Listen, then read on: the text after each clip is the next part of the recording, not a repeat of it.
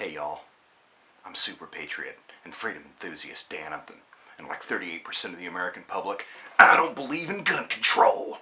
Yeah, back in my day, they didn't politicize Captain America. No sir, making him black, making him fight border security. Bah! Captain America, he's America, and America's something everybody can agree on, like apple pie and hot dogs. Yeah, well, kiss my ass, because I'm a vegan that doesn't eat sugar, and guess what? Captain America has always been real political. He was created by two liberal New York Jews to combat Nazis. Come on, he's been super progressive since the beginning of time. So here's a whole bunch of super progressive and sometimes super weird stuff that Captain America has done. Let's start with Captain America number 175. Cap was tracking a group called the Secret Empire, whose goal was to take over the United States by supplanting the president with a mysterious leader known as Number One. While writer Steve Englehart didn't explicitly reveal the identity of Number One in that issue, it was strongly alluded to the fact, and later confirmed by Englehart himself, that the leader was actually Richard Milhous Nixon. Cap tried to prevent the man from committing suicide in front of him in the Oval Office, but failed. Look, I get it. If there was a comic with Obama or Hillary Donald Trump committing suicide, people would justifiably lose their shit. Right now, maybe even more so. I would have the best suicide. It would be a great suicide. Tremendous suicide. It was really controversial at the time, but let's just consider how culturally pervasive and shocking the idea of a man who had run against Kennedy, and by 1973, Kennedy was practically canonized like a saint like Lincoln and Washington in the American consciousness. That man who had run against Kennedy was caught lying to the American public. It was completely inconceivable. But hey, at least Marvel didn't do to Nixon what Jack Kirby did. Just model Darkseid after him. No. Seriously, Darkseid is supposed to be Richard Nixon. Captain America 344. For those of you that think that Cap has never been politicized before, this is so very not subtle, because Cap has renounced the identity of Captain America, now going merely by the Captain and wearing a costume that would merely be U.S. agents later on. In August of 1988, Cap tried to stop the Serpent Society from poisoning the DC water supply. That's Washington, not Superman. Anyhow, they had a plot to try and turn people into giant snakes through some kind of weird poison, and turn them into giant snakes more than they already are. Oh wait, that's the not-so-subtle metaphor. Cap is too late to stop the great communicator from drinking the poison, which turns him into a giant snake that refuses to be tread on. Oh wait, that's the metaphor. And then Reagan apparently sweats the poison out and is like, you know what, actually I'm completely cool. And there's Cap Wolf. Woof. In the process of fighting werewolves and a hypnotized Wolverine, like you do, Cap gets turned into a werewolf, like you do, dubbed Cap Wolf, because it was 1992 and that's what comics did.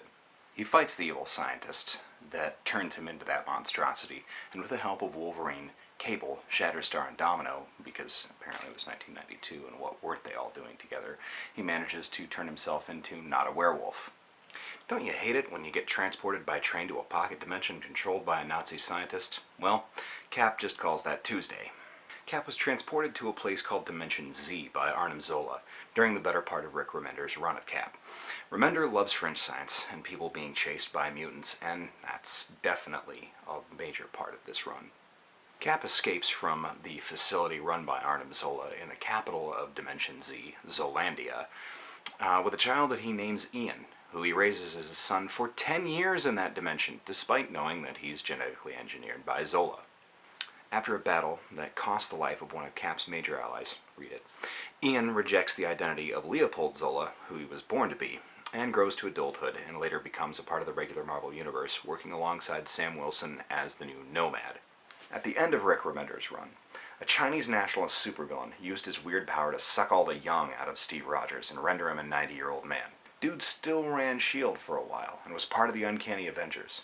Can I get some of those Vita rays? I'm a third that age, and I still ache waking up at 6 a.m. With the very first issue of Captain America Sam Wilson, writer Nick Spencer put his finger on the pulse of the issue of immigration in the United States and had Sam Wilson take a stand.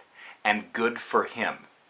Because the new Cap took on the Serpent Society, again, who's actively recruiting American citizens to violently capture or murder people attempting to cross the border into the United States. Not surprisingly, this pissed a lot of the usual suspects off. But the very controversy born of the decision to run that issue was addressed, predicted, and rebutted within the very same issue in case the media isn't predictable enough. People even started moaning in the comic itself about how the old Cap never took stands on issues. Oh, you mean like how he didn't resign during the Nixon administration?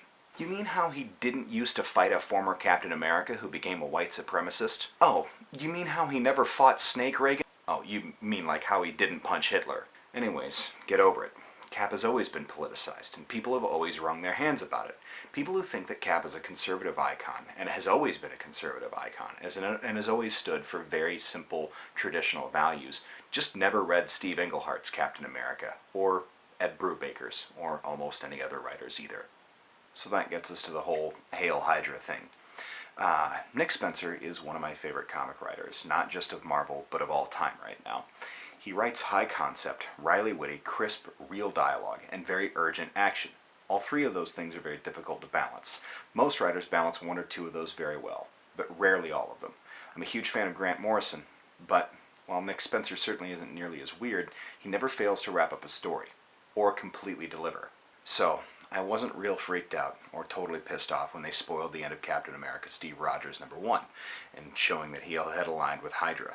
Number one, it's good publicity. Number two, it's a comic, there's going to be an explanation, and people do things like this all the time. Number three, it was the biggest troll on Fox News I've seen in a while. So if you haven't read issue 2, I'm not going to spoil it for you. But if you've read all of Pleasant Hill, that whole arc where Maria Hill and S.H.I.E.L.D. use a cosmic cube to create a prison where villains changed into Pleasantville versions of themselves into a weird, idyllic sort of Decorah, Iowa, well, you can bet that that has something loosely to do with it. Nick Spencer is probably going to go down as one of the greatest writers of Captain America of all time, along with Steve Englehart and Ed Brubaker, specifically because he pushes boundaries. Cap isn't a sacred object from the beginning of the Union. But like firearms and hot dogs, he's become fetishized as a weird symbol of the United States for the last 30 years or so, to a really weird degree. But Cap was created by New Deal era New York liberal Jews. He represented an America that they knew, an America that was grown by immigrants, some of them illegal, a nation beset with a question of what to do with an expansionist, fascist regime on not just one, but 2 different coasts. But while the questions of the day are both familiar and very different at the same time, what Cap represents and what he should represent to the American public is our collective conscience and our struggle to create a more perfect union, not through violence, but through service to one another and sacrifice to our fellow human beings, whether they're American or not, at a civic level. And with that, over the July 4th weekend, Marvel announced another project that they're going to be doing that has me super excited, because I'm a big fan of writer Al Ewing. He's been doing New Avengers and also been doing the Ultimates for a little while now. Both of them are fantastic books, and he's an incredible writer. Very funny, but also very sharp, and he writes real weird, high-concept stuff, once again like Nick Spencer. Marvel's hiring really good writers. Anyway, New Avengers is going to turn into USA Avengers, which is going to have a weird lineup, but be super, super, super patriotic, apparently. It's going to have an Iron Patriot, who's actually the daughter of Ho Jensen, who helped Iron Man build the first Iron Man suit. It's going to be headed by Roberto da Costa, also known as Sunspot, one of the New Mutants, and a Brazilian national. It's going to have Cannonball, Sam Guthrie, he's from Kentucky, that's super American, right? As well as Thunderbolt Ross and Squirrel Girl, just to name a few of those characters. And it looks like it's going to be absolutely fantastic and really, really fun. I can't wait to pick it up. Hopefully they find a way to put Captain Britain in there just because he's red, white, and blue, because that would be funny somehow. Anyway, we'll see you next time. Thanks for watching.